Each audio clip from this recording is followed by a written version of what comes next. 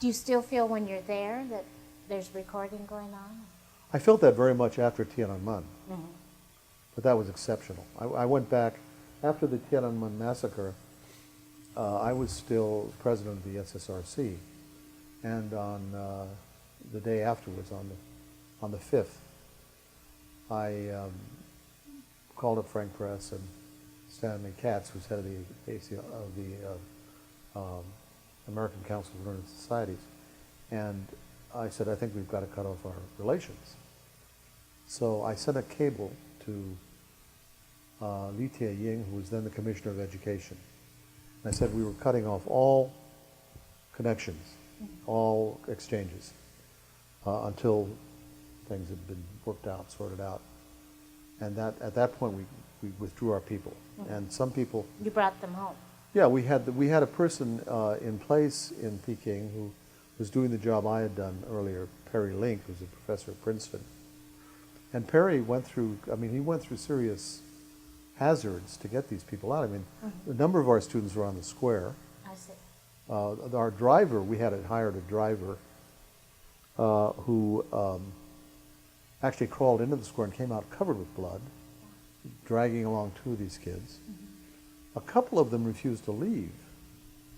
Were they Chinese Americans? No, these were Americans. They were... These were Americans, yeah. But most of them left. Melissa Macaulay, who teaches now at Northwestern, was shot at and she had living in a dormitory along one of the ring roads. She almost got killed by random fire from these crazy troops they brought in.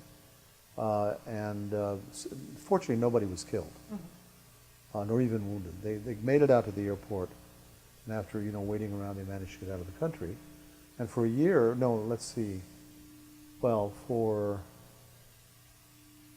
for nearly a year, we closed everything down. But anyway, I thought I'd better go back, so in January, I got two others to come with me, Nick Lardy, who's an economist at the Brookings, and Gene Ouyang, who's a literature professor at Indiana, a very sophisticated guy. And the three of us went back to sort of vet the situation, decide whether or not things had calmed down sufficiently for us to call for reopening our exchanges. I was no longer chairman of the committee. I was no longer vice chairman of the committee, but I was one of the triumvirate that ran it. So my opinion obviously counted for a great deal. And we got there, and it was very, very tense. The embassy, the U.S. embassy, was completely isolated. The ambassador then was Jim Lilly, and Jim told me that they'd go out to the Great Wall for a weekend excursion, and the Chinese security would break their windshields or their headlights, and wherever they went, they were tailed. And I found myself being tailed by 2 and 3 cars at a time. Later, when I came back, and this is jumping the gun a bit, when I came back, one of our fellows here, who had been dean of the College of Diplomacy in Peking, and who still had many students working in the Committee on State Security, took me out to lunch one day, and we had a normal lunch up in the faculty club, and then he held my arm as I started to leave. He said, "I want to tell you something." He said, "You must be very careful." He said, all of those conversations you had in China were recorded." I said, "Well, I didn't say anything. However, I had been meeting with the political officer of the American embassy, who seemed to have no source of information as to anything that was going on, in parks around the city, and they were obviously using parabolic microphones, because I was just astounded that he knew about all these meetings. And I thought, man, they really kept close tabs on me on that one. In Peking itself, a lot of my friends were under house arrest. The one that was the most... Chinese friends. Chinese friends. But I visited them. There was no problem with that. And what had they done? Oh, they had gotten up and said something against the regime, or their students had participated in the events on the square. And these were very loyal party members. It wasn't that they were wild-eyed radicals. The leadership in some of these units had been completely overturned. It was really eerie because there were no foreigners, other than the residents, living in these various hotels. There may be a few Japanese and a few German businessmen, but the hotel's completely empty. It was quite amazing. And one man came to see me. I won't mention his name. He's a very famous person, still today, who told me about his experiences. He'd been arrested twice, and we were meeting in the suite that was attached to our office there, the regular mini office, which I knew was obviously monitored. So I got very nervous when he started talking about these things. I kept pointing to the ceiling, but he was oblivious. He was just babbling about what had happened to him. And, this and that and the other. And he and I had been involved in a publishing venture that the authorities had shut down and so forth. So as we walked out, he was telling me a funny story about all of these things. In the elevator, we got down to the lobby of this building 4 and walked into the lobby, and this empty hotel was filled with people. There were all these men sitting around in leather jackets, instantly recognizable as plainclothesmen. And there was a taller, more authoritarian figure talking to this old guy whom I hated, I'd known for years, who was one of these fussy service personnel who had some linkage with the security people. And he was obviously so excited, this is big time spy stuff. Well, my friend caught one glimpse of them, and he turned gray. He said in a very loud voice in English, "I brought a present for Carolyn, my spouse, and I want you to take it back to her."